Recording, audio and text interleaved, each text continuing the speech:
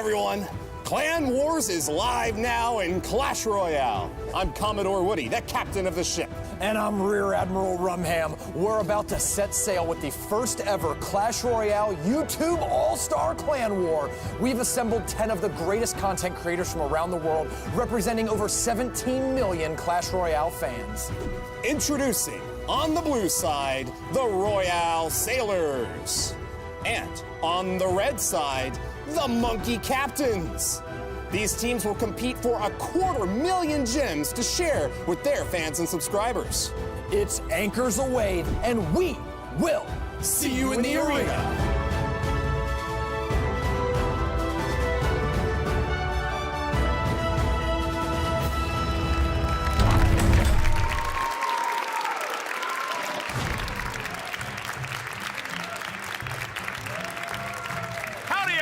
And welcome! Clan Wars is live now in Clash Royale, and we are so excited to present to you the YouTube All-Star Clan Wars. I'm Woody from 100 Thieves. And I'm Rear Admiral Rumham, captaining the ship today. We have assembled 10 of the greatest YouTubers from around the world, totaling over 17 million Clash Royale fans. They are going to be battling today in the first ever broadcast clan war, and the winning team is going to take home 250,000 gems to give away to their fans and subscribers. Wow. Pretty cool. A fantastic prize. They'll each get to give away 50,000 gems to those who are checking them out. So make sure to follow them over on YouTube, Twitter, Twitch, Instagram, wherever you can find them. And hey, Rumham, I think that because we're divided up here, we're going to be watching them today. I think that we should get 50,000 too, but only if it's the Royale Sailors for me. And I think that you could take the other team. How's that sound? All right, you know what? You're blue. Yeah? I'm red. I like it. Sounds fair. Well, we've got 10 amazing YouTubers here. Why don't we go ahead and introduce them? Over on the left side first, we have the Royale Sailors. Go, Royale Sailors! The Royale Sailors are comprised of Trappa from France. A professional member of Team Liquid, it's Surgical Goblin.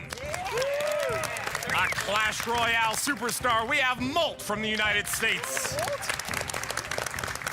Joining him, we have Flake's Power flexing his pecs. And last but not least, welcome on the other Brazilian, it's Jelly. And in the red corner, representing the Monkey Captains, we have Ben Tim from the United States, Malcade from Spain, Nick at Night from the US of A, from down south in Brazil, Clash Comniri. And it's fresh, quality, good morning orange juice. Give it up for the Monkey Captain. Rumham, I am so excited to see these two teams duke it out. We've had a little bit of a chance to play around in Clan Wars today. It's the newest feature in the update that just launched, and I have been having a ton of fun with it, but these guys are the pros. They know best, and I think that we're going to see some great clashing today. What do you think, Rumham? I think it's going to be the best Clan War ever broadcast. So let's say that you have yet to update your app. What are you waiting for? Let's give you a quick reminder on how Clan Wars works. There are two parts to a Clan War. First up, Collection Day, where each member of the clan will have 3 battles in a variety of different Clash Royale game modes. Every win or loss will earn cards towards the clan collection.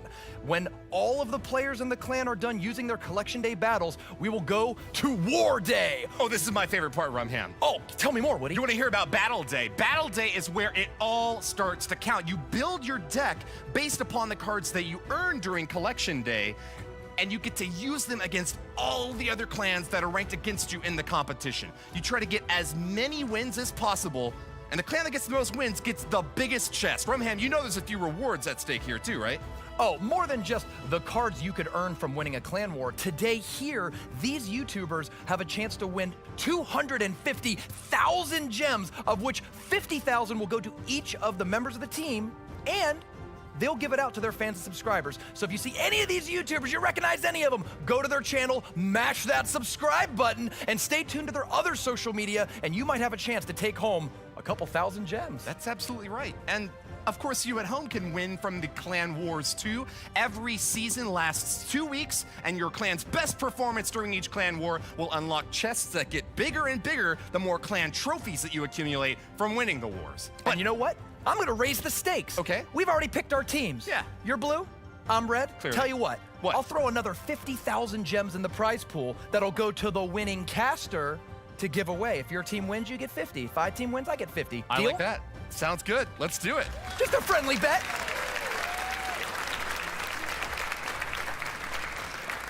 Well, with all the ground rules established, I think that it's just about time to get into the action. Who's ready to see the first Clan War?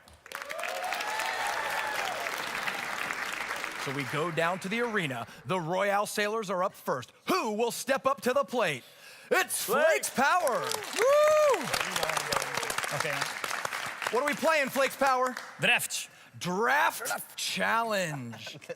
Excellent choice. And from the other side, Monkey Captains, who will you send to meet this attack? It's Orange Juice.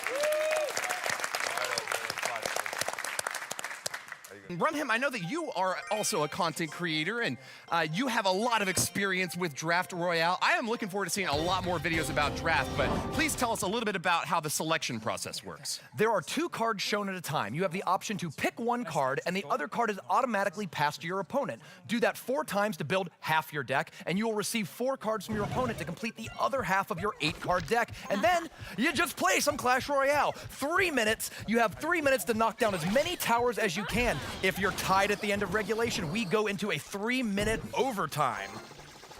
We've started the game off. Orange Juice has opened up with a Valkyrie in the right lane, while Flakes Power responds with Princess and Flying Machine. And speaking of a draft all-star, there is Dart Goblin, recently buffed. Very, very strong. Hard to deal with because, well, his long range and fast attack speed lets him clean up enemy troops very quickly. Absolutely right. And this spooky spell out back is a graveyard now, spawning graveyard skeletons all over the right side tower. Fortunately for Flakes Power, though, a great defense for him set up over there. The Witch is able to gnaw on all those poor skellies, eliminate them so fast. What I love about draft mode is you get to see cards you don't normally see used in interesting ways. Already we've seen 5 or 6 cards revealed from both decks, and they don't look like anything I see on the ladder. Witch and Wizard meet on the Orange Juice side of the map, take each other out, and already, you're right, Rumham, I'm starting to see some decks shape up that I would never expect to see in ladder or any other tournaments. But in draft, anything can happen, and now we're seeing a huge Golem push out the right side from Flakes Power, backed up with a Flying Machine and Spear Golem that's trying to take out this mini P.E.K.K.A. Can't quite get it down just in time, but it looks like the Golemites will still get a little bit of chip damage in there on the tower. And while Dart Goblin has a long range, so does Flying Machine. Both of these long-range attackers are providing great support for their team. And Princess, with the longest range of any troop, is able to stand on the other side of the map, shoot those archers, and then move down the left side to threaten Orange Juice's tower. All-star shot over there. 1873 remaining on Orange Juice's top tower. Can Flakes Power hold on to this lead as we go into double elixir time? What's going on here, Rumham? Well, we hit double elixir time, 60 seconds left. Both, or really all 6 towers are still standing, so we have no idea who's gonna win this game.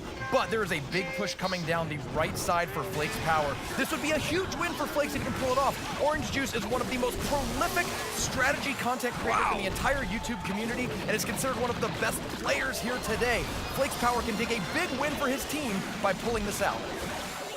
Orange Juice sets up a massive defense and pushes that Golem off, and it's now his turn to counterattack. Dark Goblin gets a few shots off, but the Graveyard gets the brunt of that blow. Right side Wizard could still present some trouble over here. He'll have to defend with a Witch. And I love that you can see the teammates helping out. This is not a one-on-one battle. It is really how well these teams can work together to achieve their goal. Whether Flakes or Orange Juice wins, their team is going to get the card, so it's important to help out your teammates wherever possible. Big Graveyard coming in, though. Wow, huge defense out the right side. It's not going to be enough. The mini P.E.K.K.A. makes it to the tower, takes it down! Wow. Orange Juice has claimed the first game of this match. Orange Juice! Orange Juice, you did it! You won the first battle of the first YouTube All-Star Clan War. How does it feel? It feels amazing. I had a really good breakfast. I had a lot of oatmeal, orange juice, and bananas, so it was very well balanced. Gave me my focus for this game. It's not just for you, it's for me as well. I might win these gems along with you, so thank you for winning that very first battle. Grrr. Well, it's not the end of it, Rumham. We're just looking at the cards won right now on Collection Day. In fact, that's a pretty good thing to take note of. You will notice that behind the teams, we've got a big number displayed up there. Cards won. That shows how many cards have gone into the collections of each of these two clans. Now, it's a lot more than you'd expect during an actual clan war, but it's adjusted here to take account of the fact that there's only 5 players per clan right now. That's right. A win will earn you 800 cards, a loss will earn you 400 cards. You'll see the total cards build up behind them, and we'll take periodic breaks to see how their clan collection is shaping up. But enough of that jibber jabber. We're going back down to the arena where the monkey captains can now choose their player and game mode. Who will be stepping up for the monkey captain? I'm gonna go solo. 2 weeks later. I'll go next. Nick at Night! Thank you. Nick at Night, what game mode will you be playing? 2-time, double elixir. He's 2-timing us with the double elixir challenge. Excellent. Now, the Royale Sailors, you've got to choose a respondent. Who are you going to take? That'll be me. It'll be Molt.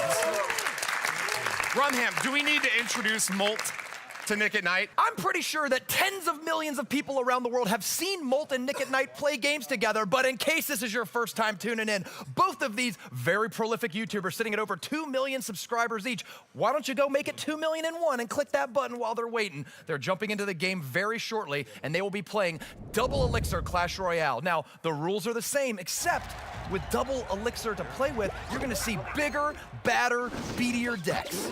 They might be both prolific, but I'm pretty sure that Molt is going to put the pro in prolific during this match. I'm rooting for a blue team here. Let's see if we can get a match win. Nick at Night soaking some damage over on the left side from the skeleton barrel. Recently got a nice little buff. We got 7 skeletons that spawn there now. And oh my goodness, Rumham, this is a great result for Molt. Pekka is going to absolutely chop up this golem push. The miner comes in behind to distract the Dark Prince, allowing the Pekka to slice that golem up. But even though Pekka does the strongest single point damage in the game, Golem has the most hit points and is able to still make it to the tower, dealing a ton of damage. How did we already lose that Pekka? What's going on over here? Defensive Goblin Barrel comes out, but that's not going to work with a poison down on the ground. Nick at Night has taken the first tower in the very first push. And that's the sort of monkeying around I want to see in this tournament. The Prince does make a connection onto the King Tower, dropping in under 2,500 health, but Nick at Night already has a golem moving down the right lane, coming to claim that second crown. You saw that Molt play the Pekka over on the right lane, but it actually wandered toward the left. It got drawn over there, and now he won't have it to defend against this golem push. I'm worried he's just going to lose the second tower now, Rumham. There's definitely a risk of a 3-crown victory here because that right side tower is going down. If you've never seen Clash Royale, when that King Tower goes down, the game is over. There is no turning back. The tower goes down to 1330, 1097, under 1,000 and counting. This might be a 3-crown victory for Nick at Night. Not too fake. GG's. Nick at Night, you did it. You defeated your friend, your enemy, your frenemy, Molt. How'd you do it? I mean, Molt and I have played a lot of matches, and it's really a toss-up whoever is going to win from like all the history we've had together. But I just stuck with something that I like, which is a big beatdown deck, and it panned out. Always play what you like. Well, Nick may be a chimp, but that domination makes me look like a chump for cheering on the Royale Sailors. Guys, you got to make a comeback now. It's the 3rd match. Now your turn to choose once again. Who will you be sending out, and what match will they be playing on? Sudden death. Surgical Goblin, sudden death. He's ready to go, Rumham. And the monkey captains, you have a 2-0 lead. Don't let me down now. Who's stepping up to fight Surgical Goblin? It's the Bulgarian Barbarian, Malcade! The Bulgarian Barbarian versus the Clutch Dutch. We have got a pro matchup right now, Rumham. This is right. really gonna be an amazing game. This is a continuation of their rivalry, but Woody, I hate to say it, you might have the advantage here. For those of you who have been keeping up with Clash Royale esports, Surgical Goblin went 1 whole calendar year never finishing lower than 1st place. He was considered the consensus best player in the world in 2017, and Malcade is gonna be the underdog in this match, despite being no chump of his own. Not at all a veteran of Team Heretics. He's going up against Team Liquid's rep now. Surgical Goblin over on the bottom with a Pekka Dark Prince push. Gonna take out this baby dragon, soaking a little bit of damage though, and it looks like the Dark Prince, who's lost a few hit points on his shield from the last update, will lose the shield overall. Still no answer to that Golem out the right though. Oh, another P.E.K.K.A. He was able to cycle back to P.E.K.K.A. Now, for those of you who are still new to Clash Royale, once the cards are in your hand and you play one, it goes to the bottom of your deck to be drawn again. You need to play 4 cards in between to get the card back, and you can count it right there on Surgical Goblin's side. P.E.K.K.A, 1, 2, 3, 4, then he played another P.E.K.K.A. Wow, a quick attack out the left side. He already had so many troops out the right to defend. Sends in the Bandit and Miner. That tower's going down, Rumham. Whoa! Surgical Goblin finds himself up 1-0. And you can see as well, one of the new features of the Clan Wars update is the new spectator mode. 6 blue players watching, 5 red players watching, and they're able to throw emotes from the sideline. A precision strike from Surgical Goblin, and seeing that Golem going out the right side, he decides it's time to attack. Sends in the P.E.K.K.A, and for the 1-2 shot, takes the 3rd game of this matchup. Surgical Goblin, congratulations on your win there, man. You saw a Golem going down the right lane, and you knew it was time to go for the king. How did you make that decision?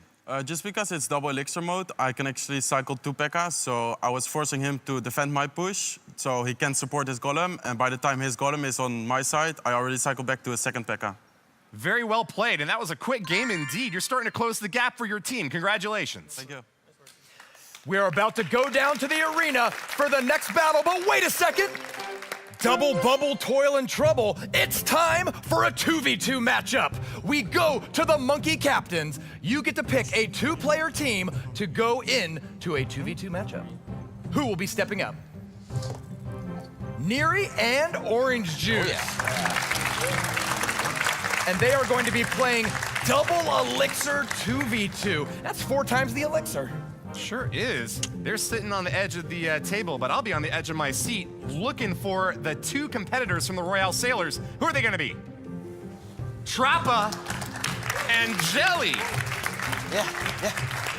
Now, right now, it is a 2-1 lead for the Monkey Captains. Total cards earned 2,000 to 1,600, but 2v2 is, well, worth double the points. With 2 players on each side, a win here counts as 2 wins because both Trappa and Jelly or Neri and OJ would get a winning chest. This is a great opportunity for the Royale Sailors to not just make up the difference, but surge ahead. That's why it's very important that these Monkey Captains don't let me down. I love the camaraderie here, though, from the Royale Sailors. Flake's Power giving up his seat to let Trappa get a little bit closer to his partner and prepare for this next match. Thumbs up from the team on the bottom. Royale Sailors looking for the comeback. This could be it. Starting off with a very expensive Golem out back from him. Now, that's one thing I really like about 2v2 is that you can make a big commitment like that. I'm gonna put a Golem behind my King Tower, and I have a whole other player to help play defense, but this looks like a pretty scary push here on the side. Great tornado! Pulls the Executioner to the other lane, but he still manages to find his way home. Lots of defensive prowess shown from the Royale Sailors here. We got 2 big monster golems. They're getting help from a P.E.K.K.A, Baby Dragon, Dark Prince. We are tossing elixir all over the place here, but the golem out the right side has made the biggest connection so far for the Monkey Captains. There is 30, 40 elixir on the board right now. All of these players are putting down tough, tanky troops, and it is paying off because all of these attacks in 3 quadrants of the map are incredibly successful. We got a big start out on the right by the Monkey Captains, but the King Tower being activated is going to be a nice little benefit for the Royale Sailors. I see double trouble with double Golem down the left lane. I don't even know if you can get past an avalanche that huge. That's a lot of rock candy coming down the left side. They're going to push the Executioner back a little bit while the tower cleans it up, and that is a huge push. That's 20 elixir crossing the bridge right now. It's so heavy it might break. Oh, please don't let this arena crumble under the pressure. Baby Dragon and Mega Minion added on top, and plenty of splash damage from a beautiful Executioner tornado combo from the Monkey Captains. They're moving in the left lane and have made it to the tower. Another hit is good, and it's going to be down to triple digits already. P.E.K.K.A meets the Golem on the right side as the princes of all shapes and sizes are attacking down on the left. Wow, a quick log is able to keep him off the tower, but that is not going to last much longer. 398 hit points, and the Royale Sailors are looking good out the left lane. Can they withstand this counterattack, though? The Monkey Captains have set up a Prince, P.E.K.K.A, and E-Wiz push. Whoa, Pekka comes down, but it's so quickly demolished. That was insane. That Pekka may not make it to the tower because of the poison in tower shooting it, but that was a great defensive play there by Jelly and Trappa to hold on to their tower.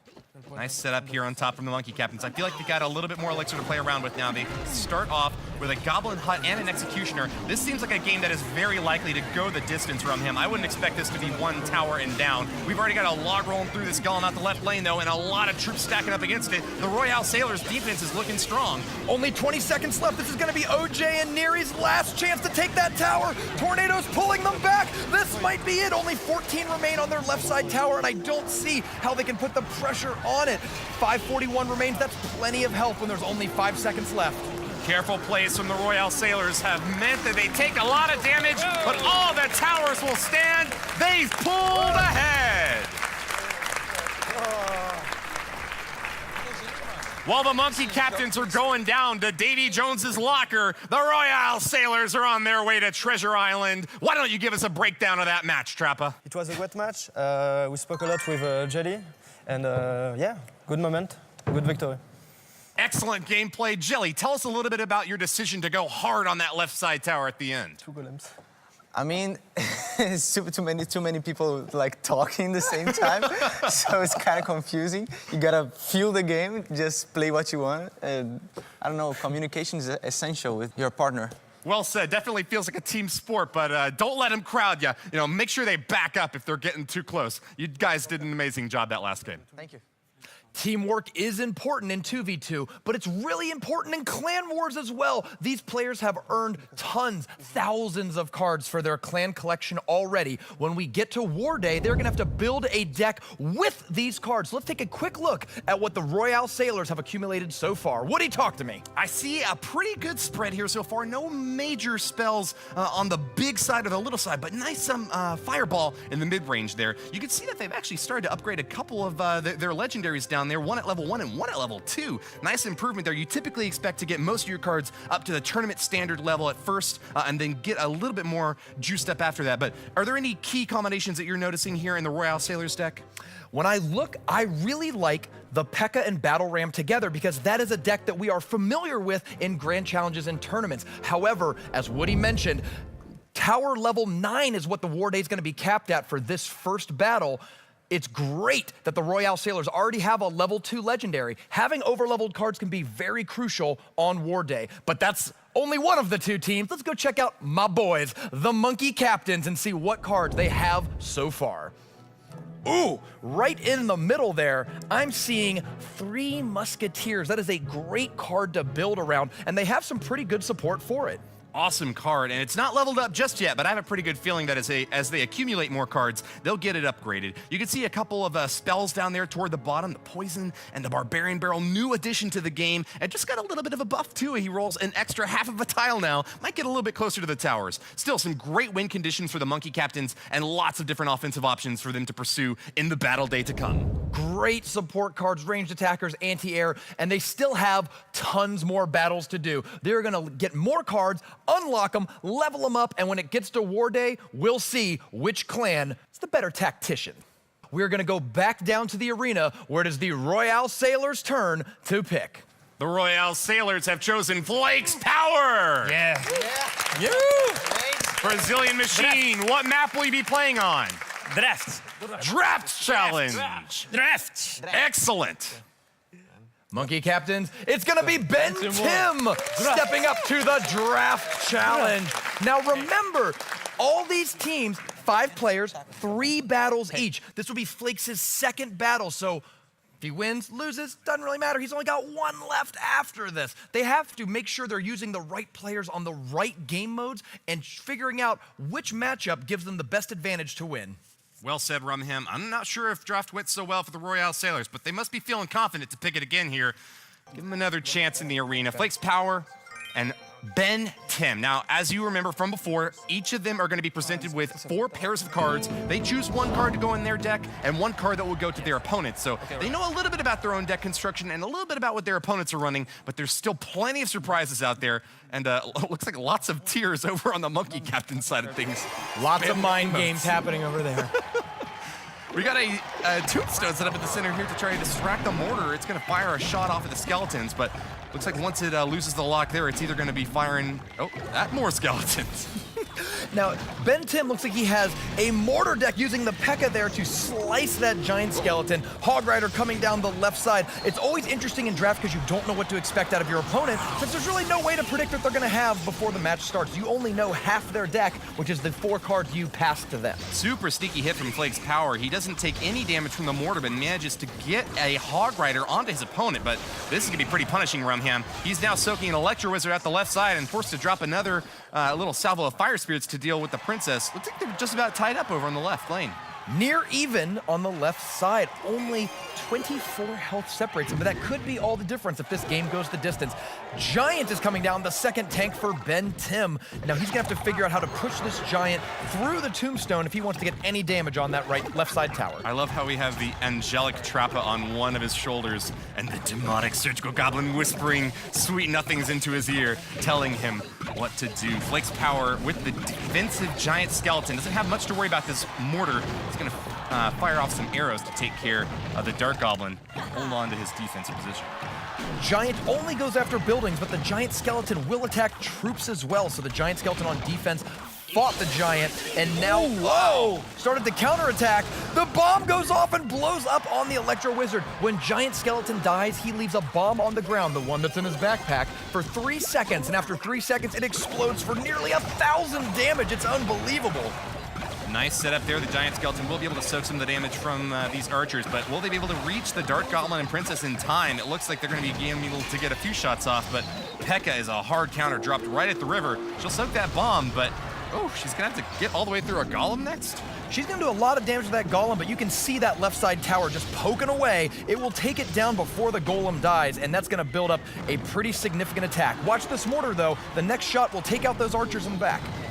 Boom, takes him down, but the archers, the Princess up back is taken down by arrows at the same time. Wow, heavy-duty rocket sent in by Flake's power hits the tower and takes out the Electro Wizard, leaving him vulnerable to a big attack, though. We got a Giant backed up by a Dark Goblin right behind, plinking away at the poor big guy. The 8th card in Flake's Power's deck was a rocket in his pocket, and he was able to take out the Electro Wizard and do a ton of damage. Look at this counterattack.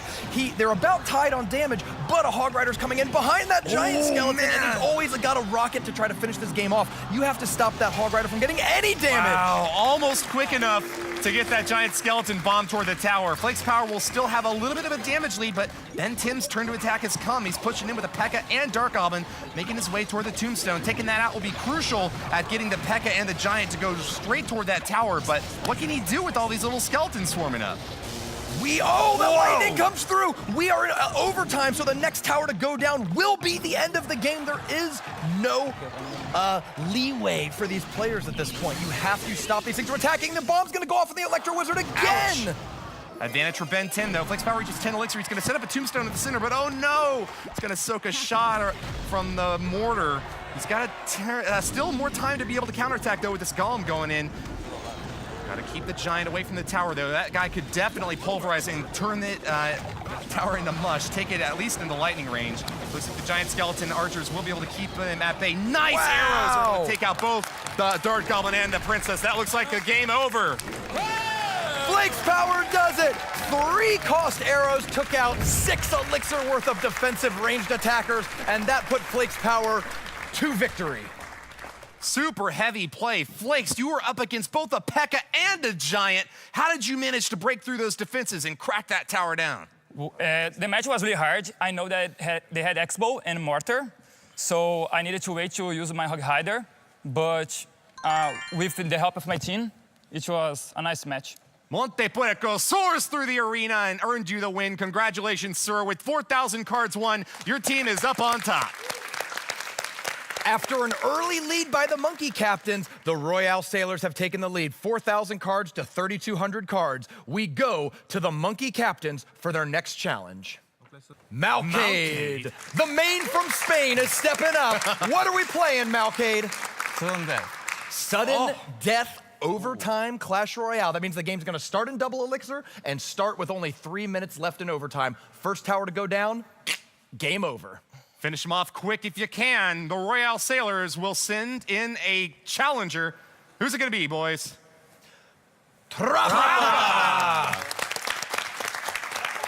Had a little sleight of hand there. I thought he might be doing a magic trick. It's not magic, it's just a shovel. Trappa will be stepping up against Malcade. Let's see how it goes. We'll hop into the arena and take a look at this next sudden death match. Now, tell me a little bit about what decks you think are best in sudden death, Romam. I'll tell you what, I'm a pretty cool dude, so I like Graveyard Freeze. I love the Graveyard Skeletons. It forces them to defend at the tower. You freeze the tower and their defensive troops, wipe it out, easy peasy, GG, bro. Hey, Freeze is pretty sneaky, but I think it works pretty well with the Balloon, too. Another really heavy-duty way of getting the damage straight onto the tower. We'll see if these guys start off a little bit more defensive or if they're going to go hard in this next matchup. Ice Golem and Ice Spirit, a little bit soft to begin with, but Trappa sends in the Lumberjack and Bats and the Balloon all down the right lane. The Graveyard is building up on the other side, but Zap helps clean it out. He has to use a Tornado to pull the Balloon back. It will get a little bit of splash damage, but I think Malcade has to be very happy with how that turned out because that could have been so much worse. Certainly will be very happy. Trappa reaches 10 elixir. He's got to still deal with this execution at the left side. And another Graveyard coming in. You can't stop Malcade. The Monkey Captain looking dominant right now as more damage starts swinging away. Soaking some of it with that Ice Golem, but you can't keep these guys off forever. Mega Minion reaches tower, and Executioner takes it down. 55 seconds, in and out for Malcade. The Graveyard Poison deck takes it down for the Monkey Captains, bringing them also to 4,000 cards, 1. Malcade, what was your strategy? What's your favorite sudden death strategy? You know, the thing is that people usually play Balloon in sudden death or some kind of Fog Rider. So if you have many defenses for that, like I had in my deck, it's pretty easy to win. That's the sort of strategic thinking that you're gonna need today, and I'm looking forward to seeing this fall in the Clash Royale League. Malcade wins it for the Monkey Captains.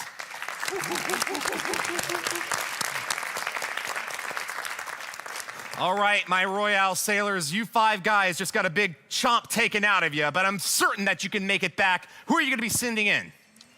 Surgical Goblin. Which map will you be playing? Draft Challenge. You know, Surgical Goblin, veteran drafter, it's gonna be a tough challenge. Monkey Captains, who's up? Oh, it's Orange Juice. Orange Juice has produced many videos on draft strategy, and Surgical Goblin has won draft tournaments on my own YouTube channel. This is a battle of 2 drafting juggernauts, and whoever comes out ahead will earn 800 cards for their clan. I gotta say, Rumham, I think your monkeys might be endangered during this match, though. We've got a absolutely dominant performance from Surgical Goblin in our previous games, and I'm pretty sure he's gonna be able to pull it back again and get the win. I will say, monkeys are a bit endangered. So it's important that they fight back against the goblins that are invading their jungle. Conserve your elixir, monkeys, conserve it. Giant in the back from Orange Juice. Wow, and a quick response from Surge, the Expo right at the river. Expo was picked. Giant, normally a great counter to Expo. It has so many hit points, it can soak all of those attacks. So when the Giant was played in the back, Surgical Goblin knew he had to take advantage of that and attack down the other side to take advantage of the opening in Orange Juice's defense. I gotta say though, Surgical Goblin just got shut down. The Barbarians chopped that Expo and the Prince apart, and we are gonna have a lot of damage coming in over on the right side. Giant and the Miner are stacking up. The Princess providing a little bit of defense there, but look at all these punches wailing away on the tower, bringing it down to 1031. And if you're not sure how the game's going, just look at the emotes coming out of the stands. A lot of sads and mads on the south side of the board, a lot of laughs and happies coming out of the top. The Royale Sailors look sunk, but I know that they can right this ship and get it back afloat. Oh, not with something like that, though. A mini P.E.K.K.A. fireball hit out the left side, and Surge is in a lot of trouble. And when you get a hit like that, OJ did it right. You gotta throw your mating call out there. Let them know you open for business. There comes the balloon He's down always the open left for side. business, Rumham. Boom! 1 balloon drop.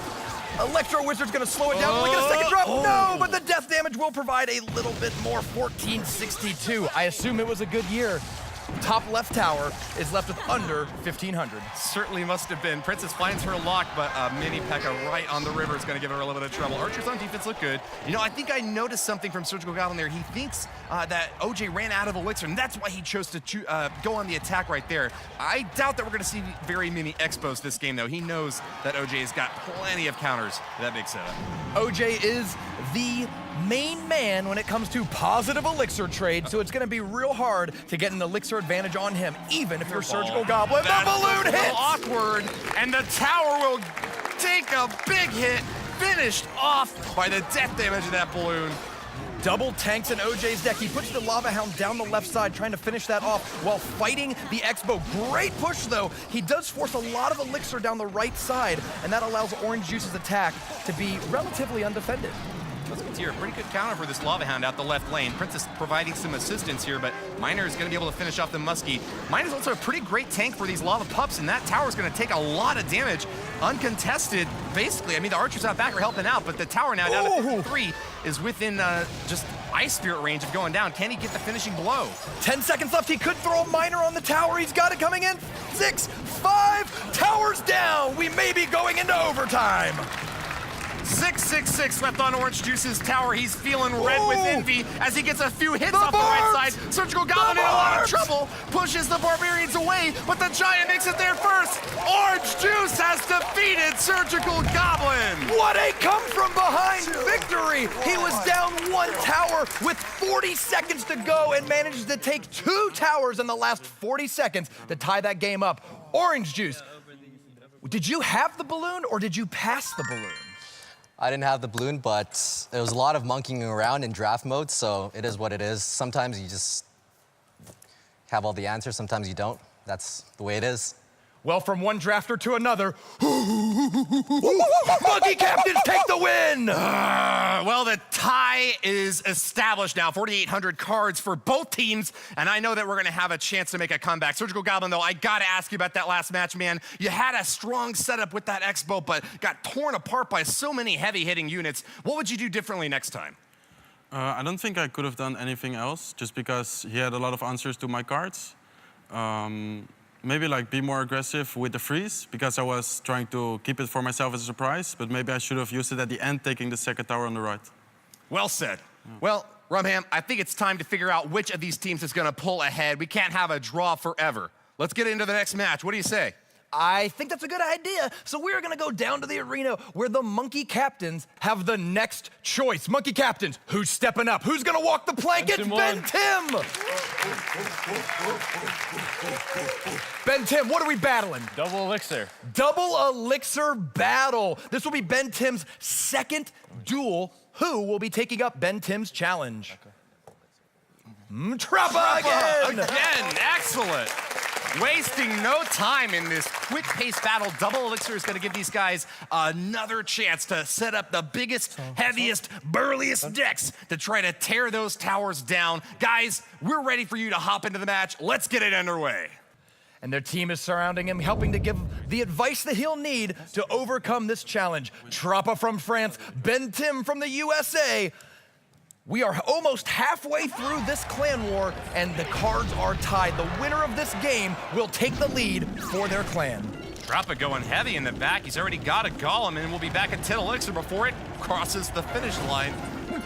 Looks like we've got 3 muskies from Ben 10. That could hurt a lot with a Dark Prince out in front to provide a little bit of cushion for that push, and we'll see if he makes it to the tower or is able to, or just gets stopped short over here.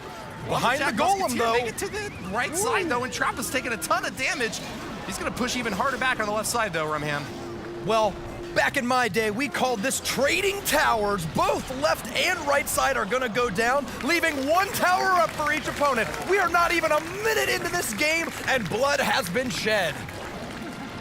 P.E.K.K.A. Dark Prince Mega Minion push out the left is pretty scary. Ben 10 setting up a monster combo with the Lumberjack on top. Now, an Executioner can deal a lot of damage and won't even go down to that Fireball, but what can he do to get all these troops lined up so that he can maximize every swing? Hey, I understand when you are in double elixir, you get to play 2 tanks, but I did not expect Golem and P.E.K.K.A. in the same deck. Monster response from Ben 10.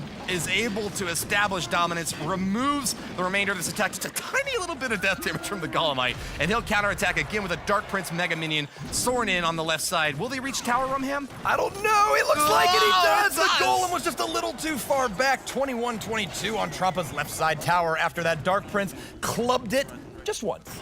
Trappa's going all in for this 3-crown push. At the left side, he's got the Golem set up. Ooh, nice Pekka on defense, though. She'll be able to make quick work of these Musketeers. Big Mama Pekka, one of the greatest answers to the double Musketeer side. Her attacks will one-hit Musketeer, so it only takes 2 quick swings to knock it down. Dark Prince started to push her closer to the tower, but she didn't get the swing off that she was looking for. Still a little bit of damage there to count for Trappa. He's got to defend against another Dark Prince, though. An Executioner's not a great setup. Splash damage on the tower is going to be good, and Fireball on top will put Ben Tim ahead. Both towers are damaged, but standing as we enter the last 30 seconds of the Whoa! What timing! My goodness! The ultimate predict from Trappa, a Pekka right on top of the 3 Muskies. What an amazing combination there. Royale Sailors pull far ahead in that exchange. And rightfully, everyone in this arena went wild at that prediction play. Incredible move, and he's pulling the tornado, getting him away from the tower, allowing the Dark Prince to clobber in. Almost 10 seconds remaining in the game as this tower's dropping. It goes down. Trappa's about to win. As Pekka marches through the arena, she sings a death ballad. The fat lady has sung, and this is all over, Rumham. Victory for the Royale Sailors. Trappa seals the deal with a 2-1 shutdown. Congratulations, Trappa. Very well played there. Tell us what was going through your mind before that sick play. You caught those 3 Musketeers. I chose to take the deck very expensive with Executioner Tornado. And for the last play, I feel so Pekka on the corner. Okay. Turned off his targeting computer and used the force. A perfect hit. Well played to the Royale Sailors. And we are going to go back down to the arena, but ding, ding, ding, it's time for another 2v2 duel. The Royale Sailors just took a challenge from the Monkey Captains, and good news for them, it is their turn to pick a 2v2 team. Who will be stepping up? Me and Jelly. Woo! Molt and Jelly. Who will answer the call? Monkey Captain, send in your 2 finest. Rick and I. Molt and Ben Tim will be making it back to the arena. This will be Ben Tim's 3rd battle, which means that he really wants to make it count because he will not be able to play in any more Collection Day battles.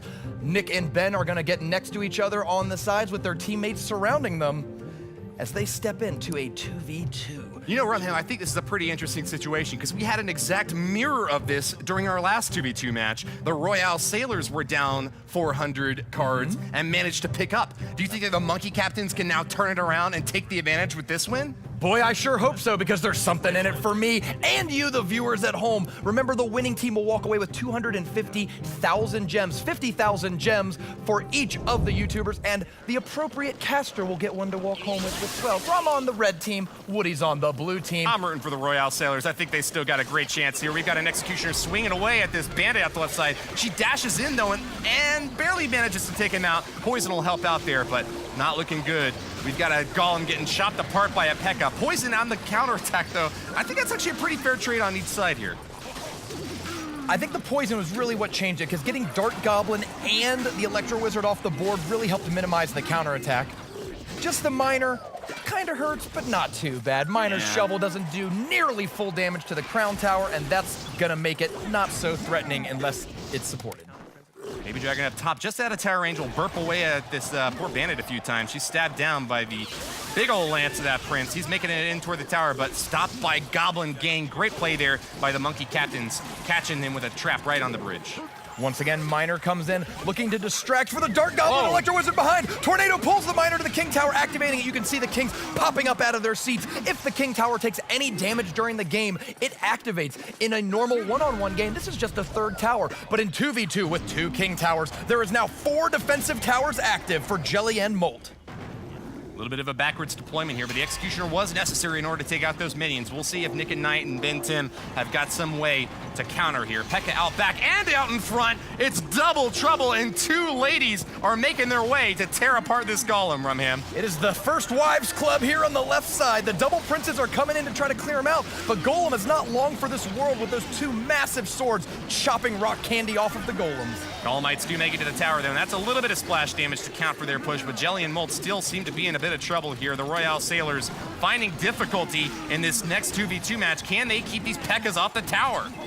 Just barely. The bandits looking to get a charge onto the prince, and the prince charge is negated. Oh no! Balloon and minions behind. Prince is not long for this world, and it looks like that left side tower is going to end up.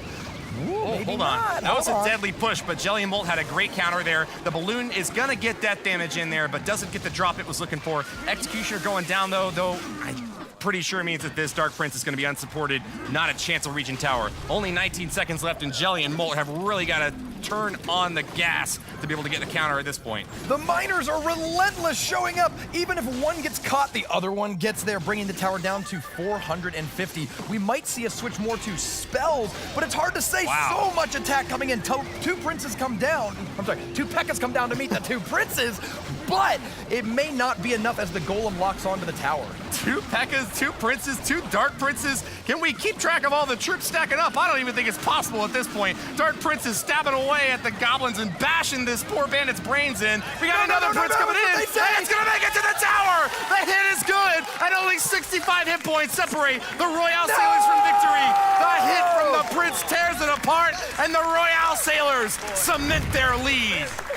We had it in the bag, monkey captains. We had it in the bag. You had it in the bag, but the bag got dumped out. Well played to my boys in blue. Congratulations. Molt, what is your initial reaction? Their deck practically perfectly countered ours with those double Pekkas just melting our golems away. But all those princes at the end with the tornado pulling it in for the Dark Prince to go to town, it was close. I mean, they played very, very well, countered very well, but it just came down to it at the end. The Pog Champs over on the left side. Tell us a little bit about what was going through your mind at the end as well, Jelly. I really thought we were going to win by the end, like 60 points in the tower, 60 HP, but it's really, I don't know, man. So many emotions. Electro Wizard. Very strong emotions, I'm sure. It was a really bad surprise for us, so he threw the poison and finished the battle. It was amazing. Well played, well played. Incredible game. Woo! Nick at Night, how does it feel to lose in this rivalry, let down your clan, let down your friends, family, and really your nation? I'm right there with you. The Royale Sailors pull ahead with 1,200 more cards than the Monkey Captains. So let's take a little break while our hands steady out and take a look at the cards that they have collected so far. We are gonna see the Royale Sailors first. 7,200 cards. It shakes out like this. Woody, what do you think for the boys in blue? I think they're doing quite well, man. I hope that I keep my chill. That was absolutely savage, but we definitely have a very interesting setup here over from the Royale Sailors. They pick up another legendary in the bottom right, the long-range damage dealer Princess, and a nice little combo to go with her. You know that the log bait archetype works very well. Maybe they can get a Goblin Barrel to land on tower. The only weakness I see in their setup is spells. They're still looking for more spells in future, but they have great support, great tanks, and even great swarms. There's a lot of options for deck building in this, and we'll see what happens when we get to War Day. In the meantime, let's check out my men, the Monkey Captain. All right, let's see how their collection is shaking out. 6,000 cards, but still plenty of useful option. Yeah, not too shabby. They still have about 4 more matches to play before they are going to be sealing out their deck. I see another level 2 legendary on their side as well. A super versatile card. The Electro Wizard can deal a lot of damage. What else have we got over here? My favorite win condition, the Mortar. Big tanks, lots of flyers. I think the advantage for them is they have a great variety of spells to choose from, but their support troops are somewhat lacking. Lots of tanks, 1, 2, 3, 4, 5 cards that don't really attack towers, and so that's gonna be a little tough for them when it comes to maybe battling head-to-head with other troops, but we still have several more battles to unlock cards, and anything could happen. They could unlock totally new cards that completely change the face of their clan collection. Certainly, and I can expect to see them going very aggressive with the cards that we see so far. Let's remind our viewers at home what is at stake right now. During Collection Day, the teams are going to be competing to try to get as many cards as possible by winning these battles. They get 3 battles per Collection Day each. At the end, though, they got to take those cards and build up their decks. What happens in Battle Day, Rumham? In Battle Day, they have to build a deck with only their clan cards and fight 1 game each. That's all you get, 1 battle to make it count. The winning team will earn a point after all 5 battles are done. The team with the larger sum of points will go home with the grand prize. The losing team, we might give them a flight home. We'll see. Have to walk home from Finland. That'd be a pretty long march. But the grand prize is nothing to sneeze at. It's 250,000 gems. Each member of the winning team gets 50,000. And if the blue team wins, I think I might get those 50,000 you were talking about earlier. Of course, you'll get the 50K if the monkey captains come out on top. I'll use that to upgrade my flight on the way home. Do you accept gems? Of course you do. You know they do. All right, well, enough looking at cards. I want to see some battles. We are going back down into the arena where it is the monkey captain's turn to choose. You gotta close this gap, guys. Now, Ben, Tim, and OJ have already used all 3 of their battles. So right there in the middle, which of these 3 are we gonna see? Neri. What are we playing, Neri? Draft. Clash Neri would like to draft Neri against Flakes Power. Brazilian Civil War is about to start. A showdown for the crown. They'll be competing in the arena once again. We're back in a 1v1 setup. I'm feeling pretty good about my man over here. Flakes Power has been flexing hard. He's looking steady, rock steady, in fact. His 4 teammates in tow. Have been doing pretty good in draft, though. This might be their game mode. And if you are watching at home, you probably feel the same way. I know that my clan, we focus on draft. That is what we are best at. I think the monkey captains, or kindred spirits, they can pull this out, Woody. They're gonna come back and they're gonna win this for the monkey captains, close that gap, get more cards, and be a real threat when it gets to Battle Day. Time's running out, only 30 seconds to select those cards. Looks like there's 1 more to pick. And here we go. We are in the Electro Valley. One of the newer arenas to just be released. And I love it. It was shocking when it was released. Oh, God. Yuck, yuck, yuck, yuck. Oh, yes.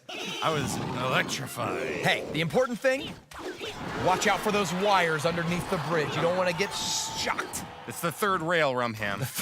we can't touch those. Leave them alone. Whoa, Battle Ram clobbers into Neri's left side tower. Bandit's down there to meet the barbs, but not before his tower takes almost 1,000 damage. Lava Hound coming down on the right side. Bomb Tower's there to defend, but oh no, it doesn't pull the Lava Hound over at all. Wow, a great play from Clash Neri. He's got plenty of juice to continue this push. Lava Hound and the Baby Dragon get the tower down into the 3-digit mark. Awesome start for the monkey captains. Great push, but can he stop this battle ram coming down the side? Yes, Log will push it back, and that will break the ram, but it won't do too much about the barbs underneath. Miners coming in.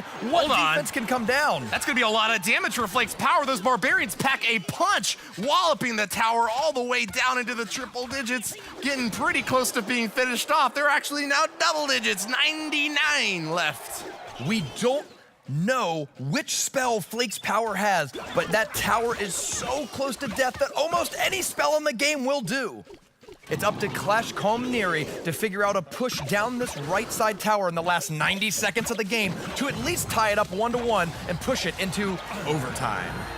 Flakes Power gets the first tower, but look out, the big old Lava Hound's floating on in, and that bomb tower may not be a very good defense against these aerial assaults. Baby Dragon to back it up, and I think that's gonna be a tower right there. Flakes is gonna soak it, and it's gonna be a 1-1 draw, Rumham. There it goes. Wow, and the archers behind are cleaning up both minions and spear goblins alike. Lava Hound is still above 50% health as it works down the bomb tower, and suddenly, Clash Neri finds himself with a damage advantage. 1234 on his his top right tower, 1844 on the bottom left tower, and that advantage is pushed further as the Goblin Barrel starts to stab its way through the walls of Flake's tower.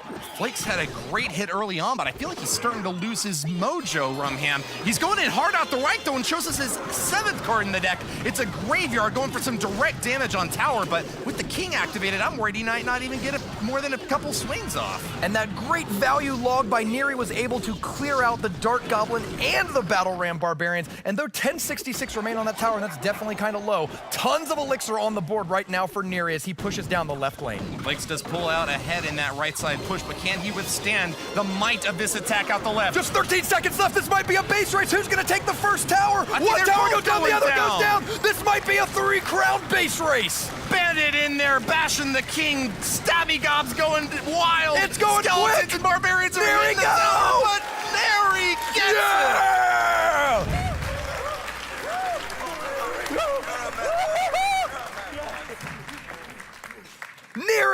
Neri, you did it. You did it for me. You did it for Brazil. What did you do? Whoa! I just listen my teammates. They are awesome, and take keys to put the cards.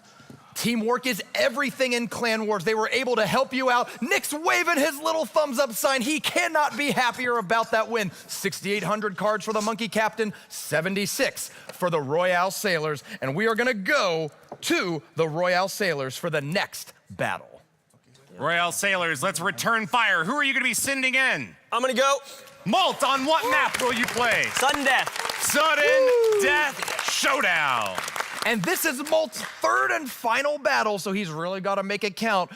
Sudden death overtime, figuratively, and literally. They're suddenly just gonna die if they lose this battle, Rumham? I don't know. You ever been to Finland before? I don't know. It's I don't pretty know the laws intense out here. It's the wild, wild east here in Finland. Who's gonna be playing against the Monkey Captains? You gotta have somebody. Malcade.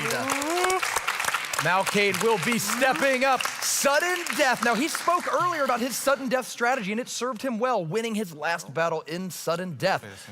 He might play the same deck, might play a different deck, but I'm excited to see this. We need to close that gap, Monkey Captains. This is your chance. Show us what you got, Royale Sailors. You're ahead for a reason. Molt ready for the setup. He's prepared for this sudden death match. He's been getting his deck ready, and oh my goodness, look at those tippy taps. He's ready to counter this graveyard push. No support for it yet from Malcade. A poison on top's gonna hurt, but I don't know. Is it gonna be able to take out that Hunter? That could be a pretty clutch play from Malcade. The advantage of sudden death is that you're also playing in double elixir. Oh, wow. So it allows you to be a little aggressive with your elixir. Oh, Oh, no! Graveyard man. freeze on the right side. Log has to come through to clean out the skeletons, and I think that tower will be safe, but woo! Looks too like close it, to but call. an expensive investment in order to handle that graveyard freeze. And I think that the downside of freezing an ice golem is that even if you take it out, the skeletons are gonna die whenever he explodes. And that is an offensive poison from Malcade to take out any defending troops like that Hunter that's getting picked apart by the skeletons. Hunter, a very good anti-skeleton attacker, but the Mega Minion's still there! The graveyard hardly got any damage, but Mega Minion packs a wallop. Is Malcade going out the left lane now, though? What's going on here? you go any which way the wind blows. Freeze is gonna stop him there, and Hunter is going to make short work of those troops. Hunter at close range can do huge bounce of damage, but attacks very, very slow. Yeah, a bit too slow in this case. Hunter goes down, and Malcade will take the better side of that exchange again. Can we see another clutch play from Molt? Here comes another push down the right side. Defensive poison this time, which for Malcade will kill all of those skeletons a second after they spawn, minimizing the amount of damage that his tower takes. But now it is Malcade's turn to play his graveyard. The tower is shooting his executioner, allowing the skeletons to build up. The arrows comes down to clean them out, but 606 left, under 500, 4, 338, 271. It's a frosty setup, and Malcade is now getting awfully close to Spell Cycle for the win. He's defending against his last graveyard, which got an admirable amount of damage, but Molt couldn't hold on long enough, and this graveyard looks like it's gonna be all Malcade needs. Congratulations to him, the 1 crown down. He wins this sudden death challenge for the Monkey Captains. Malcade bounces back from an early loss to win his second 2 games, both in sudden death. He's been a ringer for the Monkey Captains. Malcade, did you do the same strategy again? Is that just like an unbeatable sudden death deck? I just think that they didn't have enough time to think a counter for that deck, so I just played it again. If it works, why change? If it ain't broke, don't fix it. Well, guess what? We have just 2 Collection Day battles left, and it is the Monkey Captain's turn to pick. Only 2 players remain on the Monkey Captains. Who's gonna be stepping up out of you two? Nick at Night! Nick, what are we playing? Double elixir. Double elixir battle. Only 2 really remain on the Royal Sailors too, so who's playing? Surgical Goblin, my man. All right, Surgical Goblin did drop to a contact creator earlier. OJ with the victory early on. I know that Surge is going to be making a comeback here. He's looking strong. He's looking steady. He's preparing for this 2v2 match, and he's checking with his friends to see if they approve of his deck selection. I don't know about all of that. Look at that OJ. OJ's doing his patented positive shoulder rubs, and those things are going to give Nick the power he needs to box his way through. I like his patented shoulder rubs. He patented. learned it while he was in the tribal circle. All right, we are jumping into battle right now. Double elixir, and you know, because the King Towers will pump itself. I think Nick's a little bit sensitive to the light. Nick at Night, shut off the light. Oh, no, he's going no hoodie now. Maybe he's overheating a little bit in there. 1 swing from the Hog Rider, 2 swings from the Hog Rider, and then P.E.K.K.A makes short work of him. 2006, 1936 left. Valkyrie's gonna catch that Dark Prince and then go on the other side, but that is a huge attack coming in there between P.E.K.K.A and P.E.K.K.A and Prince. Scary assault. A log will knock him back and give the Executioner a little bit more time. The Tornado sucks him away. Ice Spirit is not gonna be enough to save him. A couple stabs from the Prince, and that Executioner is not looking too healthy, Rumham. Somehow Executioner is still standing long enough for his brother Executioner to come out, and Valkyrie's gonna come down and block. There's just 2 brothers. 2 Executioners swinging an axe, doing their best on defense. I think they're just 2 brothers. It's just 2 brothers. I don't know, Woody. This is sounding pretty improvisational. Yeah, I don't think I've ever heard of anything like this before. It's going to be a swing out the right side as the Executioners continue to exchange blows. We're going to see if we can get a big hit. The Lightning is going to save the day for Surge. Big hit on Tower and finishes off that blue Executioner. Lightning does not kill an Executioner, but the log weakened it just enough for the Executioner to get finished off. Another Executioner comes down, and there's a log again! The Executioners cannot stop. This must be the French Revolution, because a lot of these troops up top have been on the block today, Rumham. Surgical Goblin is known as one of the strongest cycle players in the world, and you can see why. He is playing this perfectly, playing exactly the cards he needs at the right time to make sure he always has a good defense up. He has a 600 damage lead right now on Nick at Night, but I think Nick has the better double elixir deck, which we are going into right now. Double elixir kicks in. And Double Prince is out the left side. A sneaky attack from Nick at Night, recognizing the difficulty of being able to burrow through this huge Executioner defense. The Bats have actually made some great inroads, getting over 1,000 damage on the left side tower. And that Executioner is going to get sliced up by the P.E.K.K.A. Because the Executioner is on the bridge, there's no way for Surgical Goblin to put anything in front. Hold on. Was that intentional? Surgical Goblin just played an Executioner at the left lane. He's trying to tornado the troops in, but the Executioner ignores them. Dark Prince straight to the tower, starts bashing it in, knocks the shield off with a log, but I don't know if he can stay alive for much longer.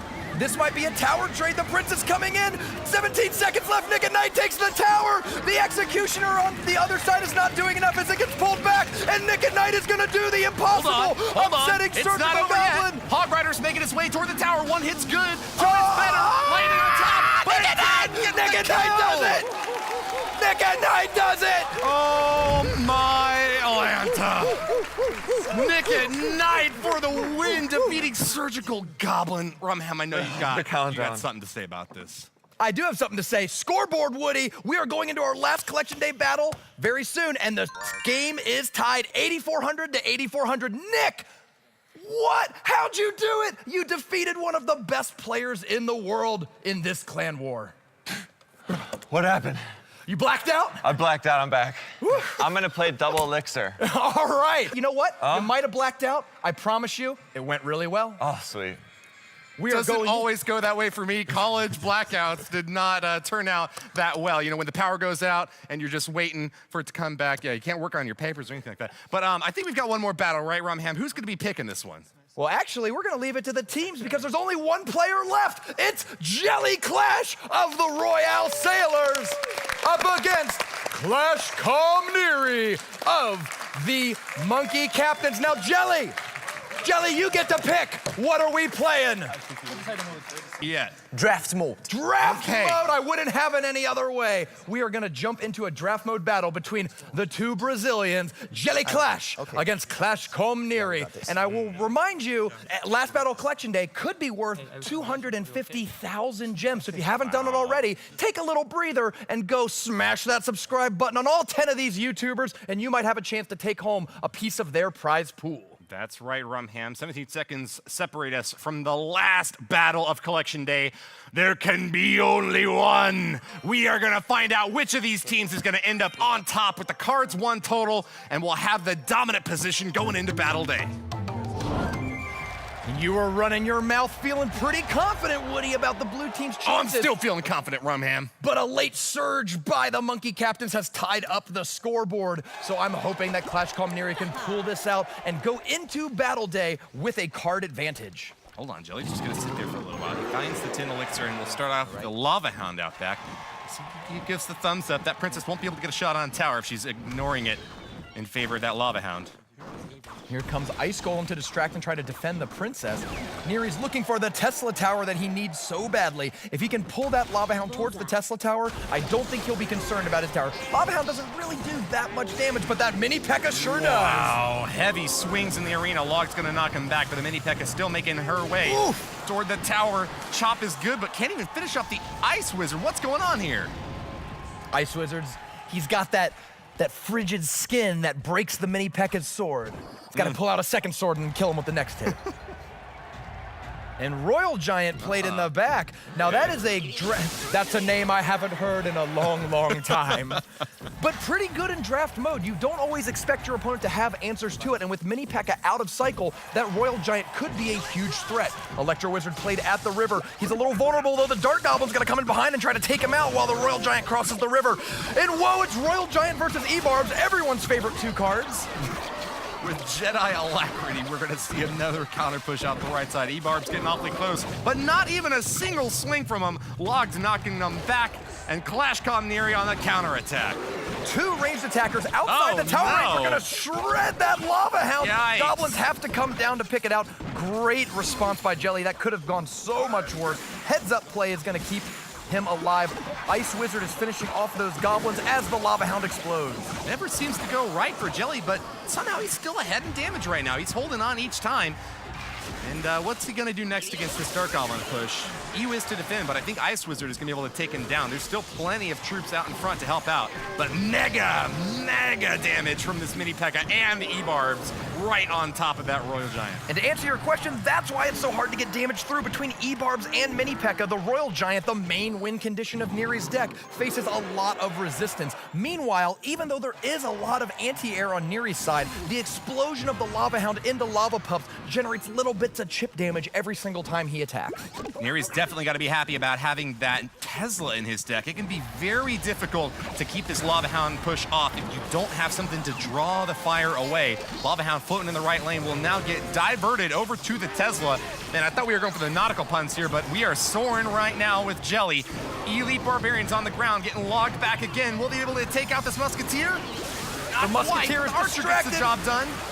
A lot of it coming in, and the Fireball's gonna take out the Dark Goblin in the back, and that leaves a lot of damage vulnerable on Neri's side. No, Neri, no! E-Wiz for another few salvos. Firing away at the right side tower, 327 hit points left. Woo! Great timing, though. The Lava Hound is 7 elixir up in the sky. Tesla Tower's down in a great placement to help take out the Mini P.E.K.K.A. This could be enough damage to push through. I don't think so. This is going to be a great counterattack from Neri, but not quite enough to finish things off. 327 hit points remain on that top, and Jelly could go for Spell Cycle, or he might get a clever hit in there. He does have a heavy beatdown deck, though, and that's a difficult call. Looks like he's going to go for the Fireball straight onto the tower. 126 hit points remain. The last chance for Neri to go on the assault. So let's count the cards here. 1, 2, 3, and 4. Now Fireball's back in hand. When he hits 4 elixir at the bottom of the screen, he's gonna throw that Fireball for the win. There it goes, and Jelly Clash takes the final battle of Collection Day. 800 more cards for the Royale Sailors. Way to end it on a strong note there, Jelly. Tell us what was going through your mind when you got that big hit in there. Actually, we hid the Inferno Tower, so we headed for the Royal Giant, and we were pretty aware that they had the Royal Giant, so I just made sure that to kill the Royal Giant before passing through his troops with the Fireball and just smashed his towers. Mini Pekka cut him down to size. It was a real David and Goliath story there. Congratulations, guys. You've wrapped out Collection Day on a high note. And the crowd's loving it, and I'll tell you, as casters, we're loving it too. We couldn't have asked for a more even Collection Day. The final scores, Royale Sailors, 9,200 cards won, Monkey Captains, 8,800 cards won. Now, these players are going to build their War Day decks, but for Woody and I, and you, the viewer, we're gonna take one last look at what the Royale Sailors and the Monkey Captains have to build their decks with. Talk to me, Woody. What are the Royale Sailors going to be playing? Wow, well, first off, I'm really noticing the strength of their epic cards here. 3 of them over-leveled. Plenty of opportunities to get some heavy hitters in there and back it up with some sneaky attacks out the back and a little bit of splash damage up top. A few different win conditions to choose from here. I see Mortar and Battle Ram as my favorite options, but still, I think that the Royale Sailors are going to be well-positioned building their decks for Battle Day with a lot of different heavy hitting options. The Mini Pekka and Mega Minion also really stand out to me. That's right. They had a lot of variety, a lot of choices, but so will the Monkey Captains. I want to see what the Monkey Captains are going to play because I might get to win a prize if they win, just like you at home. Tell me what we got. Well, I'm looking at, again, a great variety of tanks, some killer support troops. They do have a few over-leveled cards, but I don't know how many of them are going to be, actually, I think really their swarms are the strongest. They have a ton of really good swarm cards and a lot of spells to back it up with. We'll see whether they go tanky or siege or a cycle deck, but they have really the tools to catch people off guard and more importantly, the tools to adjust if they find out after the first battle that their initial deck maybe wasn't the best option. Absolutely.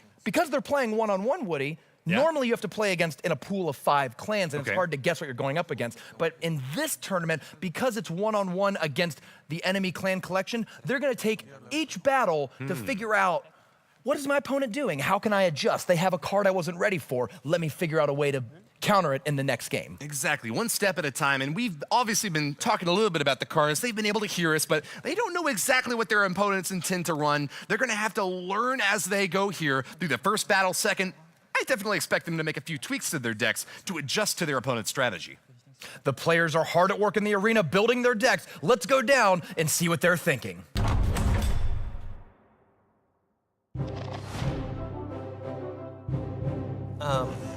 I think the thing, obviously, Battle Ram's really good. If they don't have a direct counter to that, that's going to be huge. I don't know, I have the Pekka already.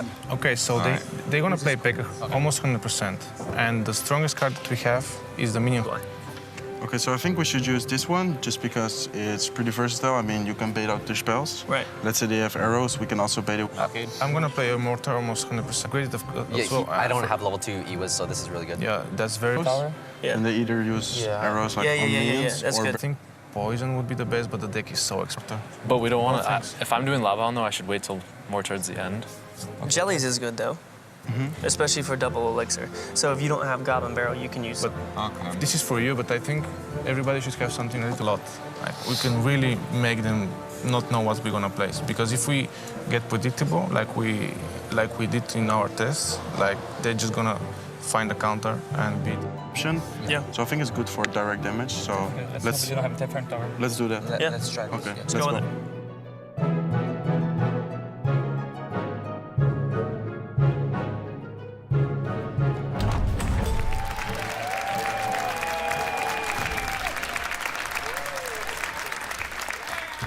The torches are set, the decks have been built, these teams are ready to clash, Rumham. It's battle day now, and it all comes down to this. Only 5 more games, but this is when the points really start to count. That's right. You had 3 battles in Collection Day, but on War Day, Just one. One and done, you gotta make it count. The winner will earn a point for their team. The loser will be a disappointment to us all.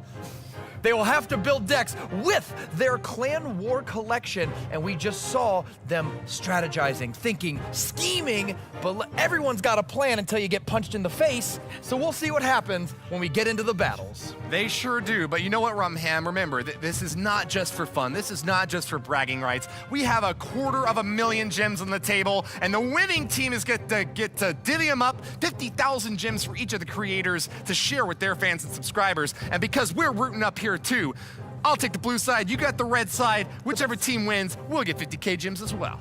That's right, so take this opportunity before the battles begin to smash that subscribe button on all 10 of these YouTubers, and you might take home a couple thousand gems for yourself. Who knows? But enough of us. You don't come here to see us, you came here to see Clash Royale. So let's get down into the War Day.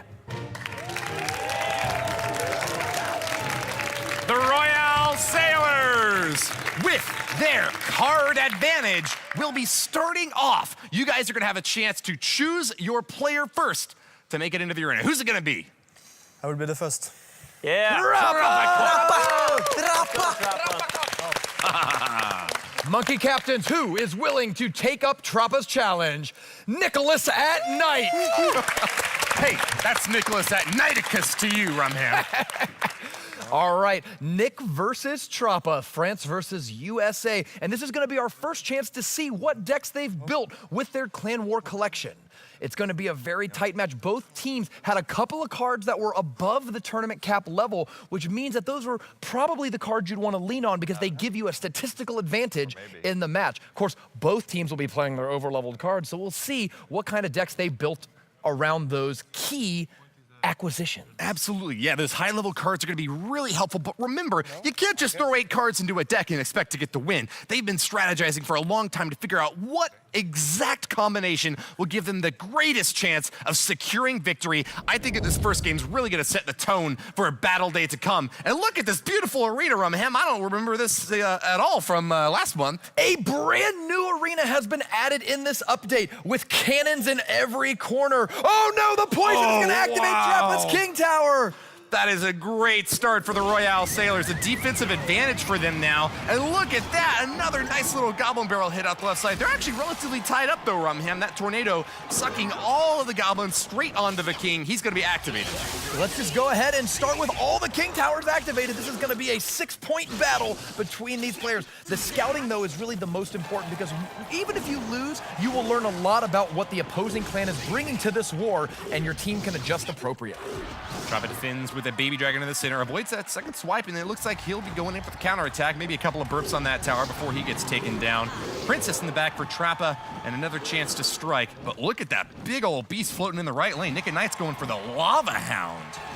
Lava Hound, Bats, Mega Minion. It looks like a Lava Loon deck to me, one of the most popular decks that you see in competitive play and on the ladder. Bats and Skeletons coming down the left side while the Lava Hound and Mega Minion go down the right. Torn apart by these over-leveled minions, though. I think Trappa had a pretty good counter there. He didn't get much damage out the left side, but his defense is going to hold up pretty well here over on the right. There's a couple different things you're going to want to poison on Trappa's side. You're going to want to poison the Princess, but also the minions. A little tough. Oh, good tornado is going to pull some of the goblins away. Princess finds a lock, though, and that's going to be a couple of shots before the Skeleton Army takes him down. Her down, excuse me. A lot of splash damage, though, between the Baby Dragon and the Princess. It's very hard for Nick at Night's Bats and Skeleton armies to really be a threat. Baby Dragon is counterattacking, a lot of health left. Bats come down behind to take down the Baby Dragon. Nick and Knight's had lots of really cheap counters, throwing down skeletons, bats, whatever he can to keep these attacks off. But bit by bit, chip by chip, Trappa's done a great job of keeping the pressure up, and he's got the damage advantage to show for it now.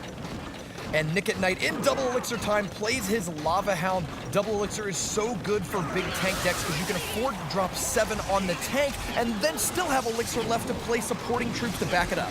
Nice poison spell there, but I think that it's going to be a little bit too far to be able to deal with these minions out back. That's the key threat for this aerial assault, and the Lava Hound will be going down pretty quickly. Nice Ice Golem to help out and keep those pups from connecting. Over on the left side, we've got a Battle Ray moving in, but what is that? A huge minion horde helping out the right side. Nick and Knight didn't have much to worry about this counterattack.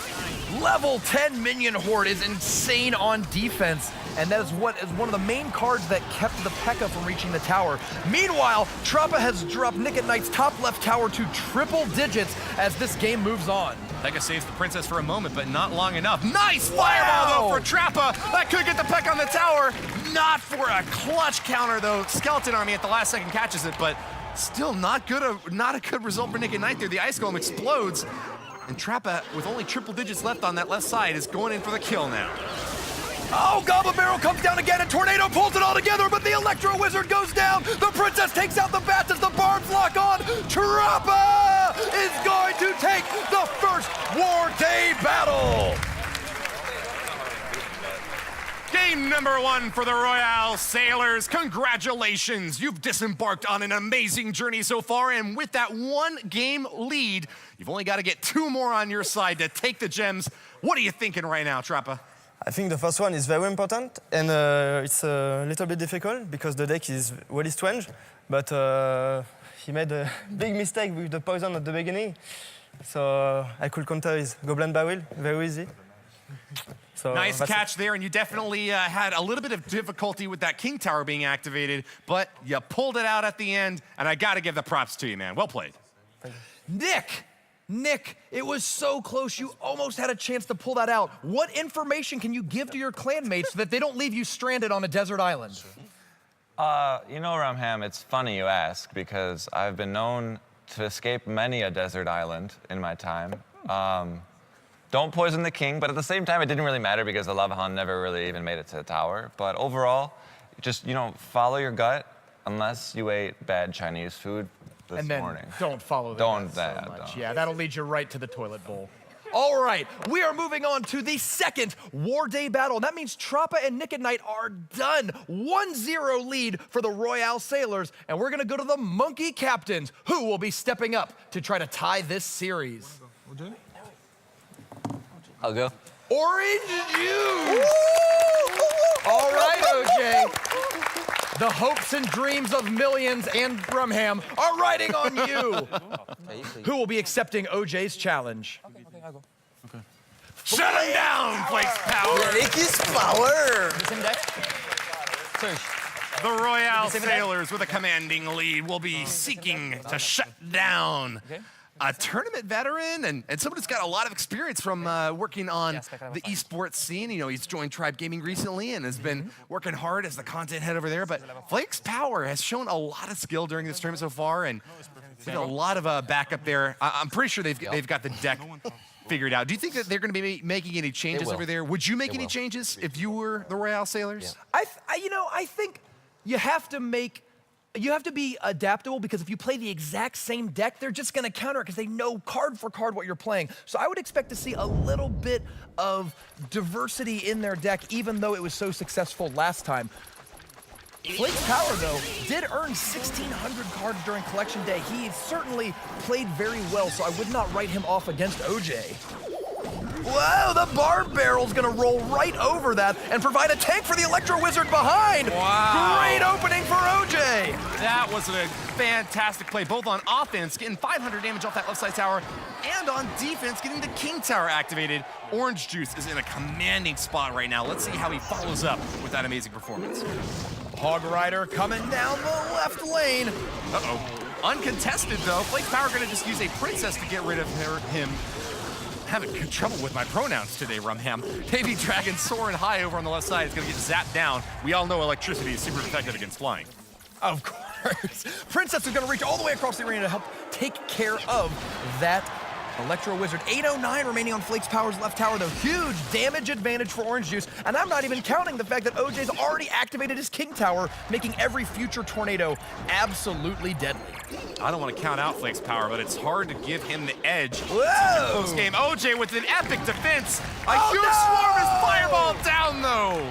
All right, Flakes did get a good catch there. I'm not sure if that's going to put him ahead, but at least he doesn't fall behind now. More than anyone, OJ knows that is a positive elixir trade. 5-cost minion horde, 3-cost skeleton army, all wiped off the board by a 4-cost fireball. Do the math. Looking good for Flake's Power. Princess in the back, wandering her way over to the right. I think the difficulty here, oh my god, I was about to say is that Flake's Power didn't have any heavy hitters, but look at that. The 8th card in the deck, the big Mama P.E.K.K.A, will be providing the tanking and the spanking on this left side push. And she has 1 level on the tournament capped version of herself. Level 5 P.E.K.K.A, level 5 Baby Dragon is going to provide just a little bit of a statistical advantage here, and that may make all the difference. Fireball takes out some of the swarms, but not the Electro Wizard as P.E.K.K.A stalled several tiles in front.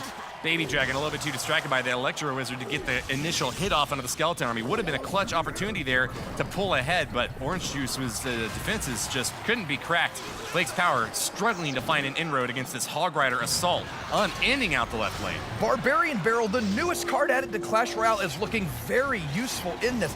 Functioning as a log to roll over the Princess and take her out, the Barbarian is still getting to the tower and providing some chip damage. Orange Juice has a ton of damage on both towers, largely thanks to that Barbarian. OJ has been absolutely on point so far in this game. Great tornado, pulls all the troops into a nice clump, and the Skeleton Army wipes out any hope for that Goblin Barrel to get the hit in. This Hog Rider's on a clear path to destruction with minions to help him out. That's gonna be victory for Orange Juice and a tied-up score with the equalizer for the Monkey Captains. OJ defeats Flake's Power and ties it up 1-1. OJ, you've got the spirit of the great apes running through you. What have you got to say about that win? I'd have to say that I got to give all my thanks to the Barbarian Barrel MVP for the first time. That is the amazing thing about this mode, is that you're seeing cards that you don't usually see in the regular meta, in grand challenges and ladders. This is kind of changes everything, and I love how it gives a new dynamic to this game. It's beautiful. It is great to see underused or new cards in interesting ways. Barbarian Barrel, the newest card added to Clash Royale, helped carry OJ to victory. Flake's Power, I think your power might be waning, man. I'm worried about you. You had a great setup over on the left side with P.E.K.K.A chopping apart the Hog Rider, but you can never get onto the tower. Do you think that you'll add a new win condition next was really hard because we don't have a lot of spells. Okay. So the minion order in the Skarmy army, the Skarmy, was really strong for against our deck. Well said. I think that was one of the major difficulties. Tornado also, even if in its reduced state, is still getting a lot of value against those Goblin Barrels. Well played there, but I gotta hand it to the Monkey Captains. They definitely deserve that win. And we've got a nice draw here in the arena now, Rumham. Who's gonna pull ahead in game 3? We'll have to see. It is the Royale Sailors' turn to pick. Only 3 players remain on their team. Who will step up and try to take the lead? It's Surgical Goblin! Surgical Goblin feeling strong, but he lost a couple of games on Collection Day. I don't know if he'll be able to hold on. Let's see what he's built here today and if he'll be able to reclaim his glory. Who will he face off from the Monkey Captains? It's 1-1. I think it's A quick tribal council as they debate their representative. Clash Neri! Let's All do right, it. Neri, take to the battle. I'm rooting for you. I need the Monkey Captains to pull ahead here. I believe in you. Me too. Me too. All right, good answer. All right, Surgical Goblin's reviewing his deck one last time. Neri has his team behind him. The match is tied 1-1. Only 3 battles remain. The winning team goes home with 250,000 gems. This is the highest stakes clan war ever held in Clash Royale so far. You know, I would otherwise feel confident right now, but I don't know if Surgical Goblin's gonna be able to pull it off here. We saw a little bit of shaky gameplay earlier, but I think that he's learned from the last couple of matches, and he'll be coming in strong. I got my hopes on you, Surge. Make it happen, dude. And I'm hoping the streak continues, the losing streak that is, as Clash Neri could be the 3rd person in a row to defeat Surgical Goblin. He's got his team behind him, giving him backup, hoping for the best. Nice corner shot there from the Goblin Barrel, able to get right onto that outer corner. Keeps the Tornado from being able to pull the Goblin Barrel onto the tower, but still, Skeleton Army, a great counter for Clash Neri. Musketeer, a great counter to the Baby Dragon. Gonna use its long range and single target attack to pick him off very quickly. Barbarian Barrel, what the heck? Doesn't knock it back. How did that happen, Rumham?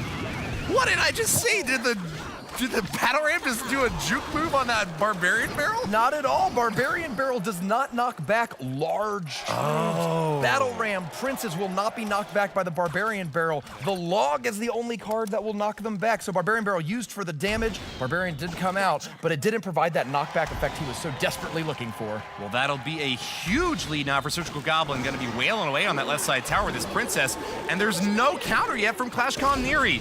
A goblin barrel out the back will get a few chip shots off, but that also provides some coverage for this princess. She'll survive to fire a few more salvos, taking the tower down at 7-12.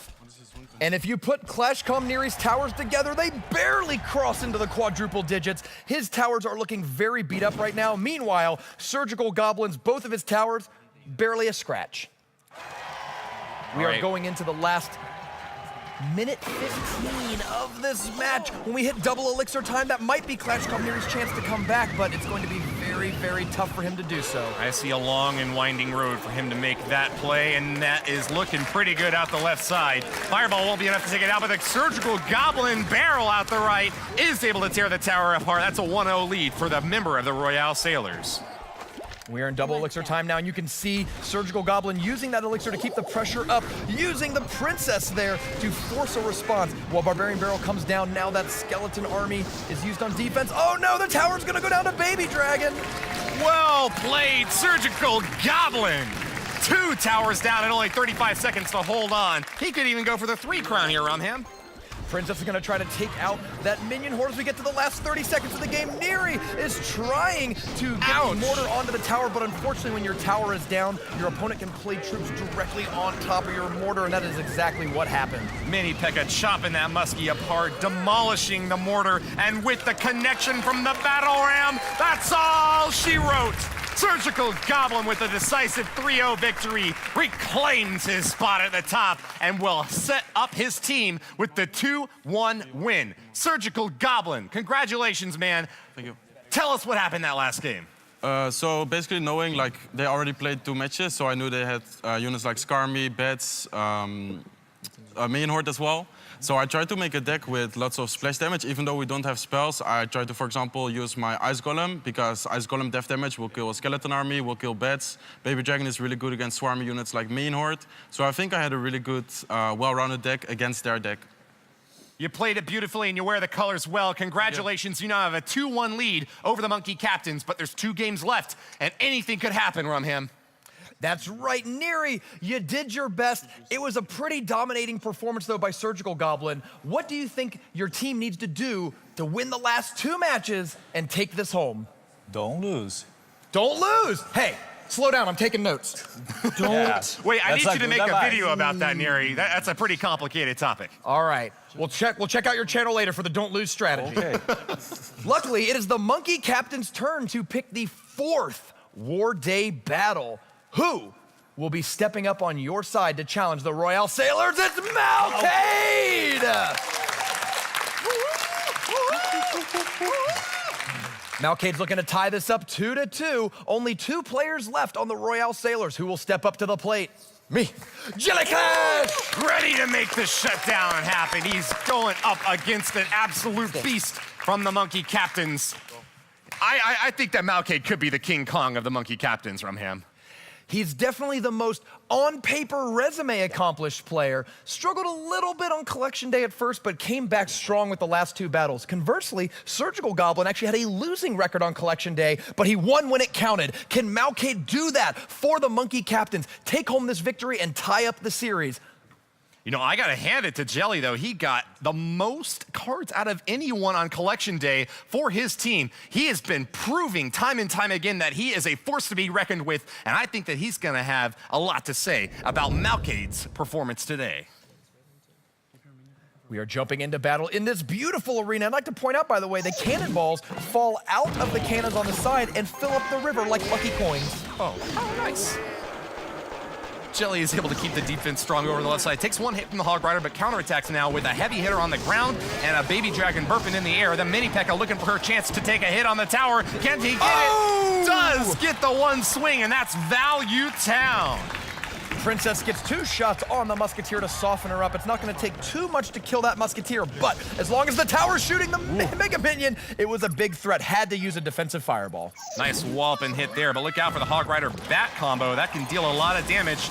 And an Ice Golem to soak a few blows here. Minion's going to retarget onto the Hog Rider. He gets a swing off, but still a little bit too little, too late. Jelly going on the counterattack, looking strong with a Goblin Barrel at the corner pocket. Ooh, oh, that tornado! A little bit of a miss there for Malkade. Didn't pull them onto the King Tower, which means that his King Tower was not activated. Goblin Barrels cost 3, Tornado cost 3. All Malkade got for his Tornado was some stabby goblins in the face and a loss of elixir. You know what I just noticed though, Rumham? Even though the Royale Sailors have a level 5 Goblin Barrel, Jelly's account didn't get it upgraded to level 5, so he's just got a level 4 Goblin Barrel right now. Each of these players did get a little bit of gold to spend on upgrades. I'm kind of wondering where he chose to spend that gold instead. Definitely a challenge. Malkade coming in with a Hog Rider again, but this time it's Mini P.E.K.K.A.'s turn to get in on the action. One Hog Swing gets in there, and this is a deadly looking counterattack as Mini P.E.K.K.A. minions and Ice Golem try to return the favor to Malkade. Ice Golem is gonna be pulled back and not providing any cover for these minions. One swing on tower is good though, and we've got some goblins coming in. There's nothing to counter it. Malkade's taking a huge hit, and that tower goes down. Jelly for the 1-0 lead. 60 seconds left. We are in double elixir time now. Malkade's going to be able to play Hog Riders at twice the rate he was before. 1,500 damage needs to be done to that left side tower to send us into overtime. And I'll point out, Malkade has a damage advantage on the right side. If he can do it, he might be able to take a 2-1 victory here. Wow, gets 2 swings from the Hog Rider and lots of damage from the poison, but on that right side, an Ice Golem minion combo is able to swarm away these bats. Goblin Barrel at the back, and Malkade's looking a lot too happy about that last exchange. The tower's going down, and that's a monstrous 2-0 lead for Jelly Clash! Unbelievable as we get to the last 20 seconds of this. Jelly Clash is going to complete a perfect clan war. 3-0 on Collection Day, and he's going to win against Malkade. 10 seconds left. I don't see what Malkade can do to come back. We are counting down the last few seconds of this battle as cards are coming down like crazy, and that's gonna do it. Jelly Clash takes a 2-1 victory, completing a 4-0 day for the young Brazilian. The most valuable player of the Royale Sailors. Congratulations on your dominant performance all day, Jelly. What is your secret, man? No secrets, man. I just practice a lot, you know? Too good. Woo. Lots of practice and it paid off well. You guys have taken the 3rd win, but I gotta see one more game, Rumham. We are gonna have a dominant performance. We're gonna get you the 4th win right on top of those monkey captains. I tell you what. Don't rub it in, Woody. Come on. We're down to just the last 2. Malkade, what happened in that matchup? Well, they have a very strong lockbait deck, which they know because they played it 4 times. And we don't have a counter for that, which they know because they played it 4 times. So, yeah, I think that's the main reason we are in this position. But very well played by Jelly. I made some mistakes there, and he played very good, attacks, which brought actually a lot of damage. So he won fair and square. And that just shows how important Collection Day is. The more cards you earn, the more cards you unlock. A wider variety of cards might have given you a spell or splash damage troop to help you counter a little better. But we are gonna move on to the final War Day battle. Only 2 players are left. Who's it gonna be? Raise those hands. It's Molt against Ben Tim 1. We aren't gonna let him get away that easy. They are gonna have 1 battle day and 1 battle day match only. They're gonna be hopping into the arena for the final thrilling exchange in this YouTube All-Star Clan War. I know that they've been practicing. They've been building their decks. They've seen all 4 of their teammates go through the gauntlet. Ben Tim, good luck on getting that 2nd point for your team, man, but I still think the Royale Sailors have got it. I just want the bragging rights and the glory of a 3-2 final set. Oh, the fireball comes down, and the Princess is gonna help clean out those Musketeers. An early good start for Molt as the Barbarian Barrel's gonna roll over the Princess. An insane start here for Molt as the Battle Ram hits the tower. Barbarian Barrel out of hand. There wasn't a solid counter for the Goblin Barrel, and that is gonna be a ton of damage out the left side, about 1,500 if I were to count it up. Skeleton Army was a good counter, but a little bit late there and couldn't keep the Barbarians off the tower. Battle Ram was absolutely punishing in that last push, Rumham. 1,000 damage advantage for Molt so far. We're not even a minute into the game, and Ben Tim's tower is already down to triple digits. He's gonna have to play some very strong defense here. We've already seen the Fireball plus Princess combo deny the Three Musketeers, so Ben Tim's gonna have to find a way to sneak that Three Musketeer in when Fireball and Princess are out of cycle. Princess about to get taken down by a minion, a Mega Minion over on the right side. Swipes her away, but Molt will continue the attack out the left. Battle Ram soaking damage with this minion push. They swat down the Electro Wizard, but looks like they'll be a little bit too short of reaching the tower, Rumham. Great use of the Barbarian Barrel there. Took out the Goblin Barrel on defense, and the Barbarian popped up to pull the attacking Battle Ram and minions back a little bit, buying Ben Tim some time. He didn't take any damage on his tower after that exchange. That's a great turnaround from how the first push went. Molt's got to be very happy with how this is going so far, but can he get the finishing blow in against a Three Musketeers deck that historically does really well in double elixir time? We're gonna find out soon as the seconds tick away. Battle Ram might be coming in. No, not looking for it right now. I guess that could be used to block this Musketeer out the left in the next few seconds. Split pushes from Ben Tim have failed to connect to the tower though, Rumham. Yeah, at this point, I'm looking for Molt to probably cycle fireballs. Only 2 fireballs are needed to finish that off, or of course, 1 fireball if you can get any other incidental damage in there. So here comes the Battle Ram trying to charge. Tornado is gonna pull it back, breaking the Battle Ram, and the Electro Wizard is gonna do his best to keep those Barbarians from reaching the tower. Zapping them down. Do they get the swing? No, denied. Great job there, but the fireball eliminating that minion horde out the right is exactly what Molt needs on defense, keeping all of his towers nice and sturdy.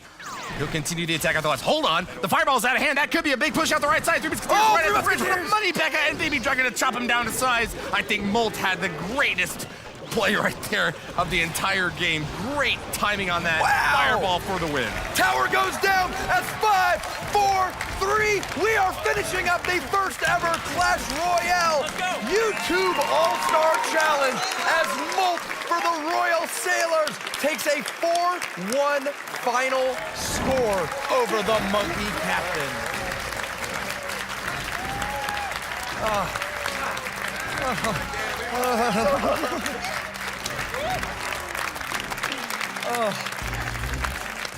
Well played. Thank you everyone who tuned in to the YouTube All-Star Clan War. We had a great day today, but it is my great pleasure to announce that the winners are the Royale Sailors. The 6 of us will be going home with 50,000 gems to share with our fans and subscribers, so make sure to check them out everywhere on social media. Subscribe and learn more news about their activities very, very soon. Rumham, it's been an absolute pleasure casting with you again, man. Thank you very much. Thank you. And that's right, for everyone watching at home, Clan Wars is live in Clash Royale. Update your app, download it if you don't have it already. Get your friends together and start a Clan War. We will see you in the arena. Woo!